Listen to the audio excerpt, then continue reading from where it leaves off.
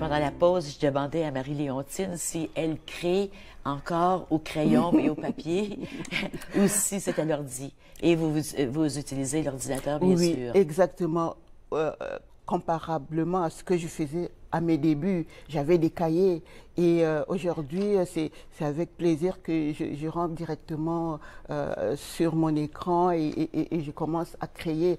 Parce qu'avec la technologie, vous avez la possibilité de couper, de coller. Ben oui. Vous pouvez écrire la fin de l'histoire. C'est ça. Exactement, mais ou bien une partie de l'histoire, mais en relisant, vous la changez de voilà, place, exactement.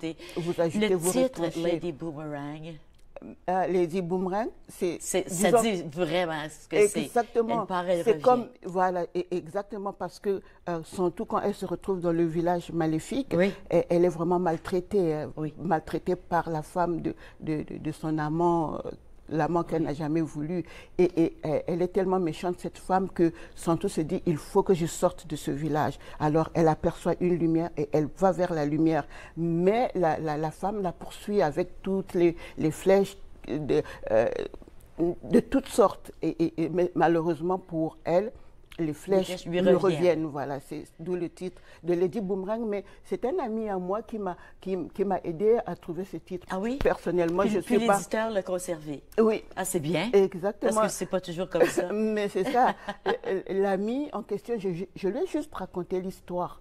Et il m'a donné ce titre. Il est poète aussi, peut-être pour ça que. Puis ça peut vouloir dire, ça peut s'appliquer à plein de femmes dans le livre, mais ça nous fait prendre conscience de la force de la femme, de la féminité qui peut partir et revenir et puis qui perd pas sa force, qui perd pas sa forme. Exactement. Elle est toujours à l'intérieur. Il y a des passages touchants et je sais que c'est un sujet qui vous tient à cœur. Toutes les femmes qui perdent leur mari, mais qui ont des enfants et qui sont on les dépouille de tout. Oui, dans certaines sociétés, malheureusement, cela existe encore. Bon, peut-être pas toutes les familles qui le font, mais ça existe. Quand une femme devient veuve, elle et ses enfants sont mis dehors, sans procès, rien, parce que bon, la famille du mari estime que elle ne fait plus partie de la famille et donc on peut la chasser. Et ça, c'est des problèmes de société qui font mal encore en Afrique. Vous ressentez ce lien entre vous et toutes les femmes du monde? Oui, je pense quelque part on a toutes des liens communs. Hein. On est mère. Et puis on aime nos enfants, on espère qu'ils vont grandir, devenir des gens extraordinaires, hein, des gens qui sont maîtres de leur avenir, mais aidés par les parents, l'amour des parents qui les pousse. Oui, l'amour des parents, c'est un autre sujet, un autre thème qui revient dans le roman. L'eau est très, très présente aussi. L'eau, c'est aussi un élément qui est très féminin. Vie, exactement. L'eau, c'est la vie aussi. La vie. Mais je pense que quelque part, c'est le souvenir de mon enfance aussi, parce que j'ai vécu au bord d'une petite rivière et ça, c'était merveilleux, avec tous les enfants qui venaient pendant les vacances chez nous, chez mon père, ma mère, et on était toujours disons, dans l'eau. Les garçons, ils se faisaient comme des pirogues et puis ils voguaient sur l'eau. Mais nous, les femmes, ben, on allait à la rivière pour laver nos assiettes, pour laver nos habits.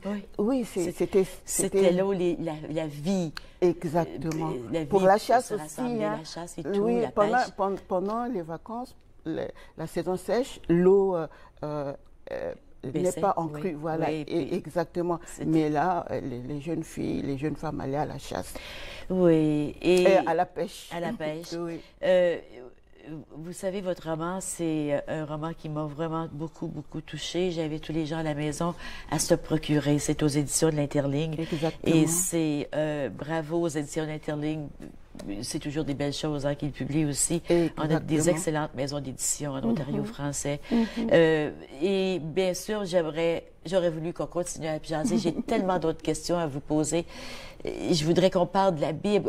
On parlait tantôt du lien qui existe entre toutes les femmes de la Terre, mais ça a toujours été là depuis le début des temps. Voilà, on n'a pas changé comme être humain. Non, c'est ce lien-là qui continue à donner vie à l'humanité. Oui. Parce que sans la femme, comme je disais tout à l'heure, il n'y a pas d'enfant, par exemple. Hein.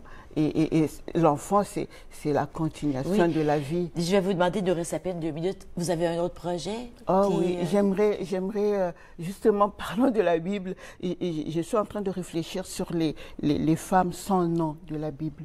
Oui, elles sont nombreuses, elles ont des bonnes choses à nous communiquer aussi.